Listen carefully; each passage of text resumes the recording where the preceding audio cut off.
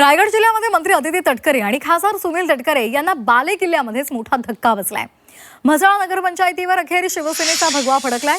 मंत्री अदिती तटकरे आणि खासदार सुनील तटकरे यांच्या बालेकिल्ल्यात शिवसेना आणि काँग्रेस आघाडीनं विजय मिळवत राजकीय समीकरण बदलल्याची चर्चा सुरू झाली आहे। नगराध्यक्ष केबिनमधल्या तटकरेंचा फोटो सुद्धा काढलेला आहे। नगराध्यक्षपदाच्या निवडणुकीमध्ये शिवसेनेचे शाहिद जंजीरकर यांनी राष्ट्रवादीचे उमेदवार सुनील शेडगे यांचा पराभव केला।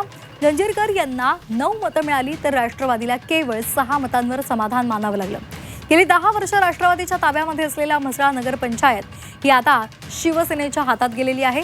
भरत गोगावले यांच्या रणनीतीमुळे हा विजय शक्य झालाय। निकालानंतर शिवसेना आणि काँग्रेस कार्यकर्त्यांनी जल्लोष करत हा विजय साजरा केला।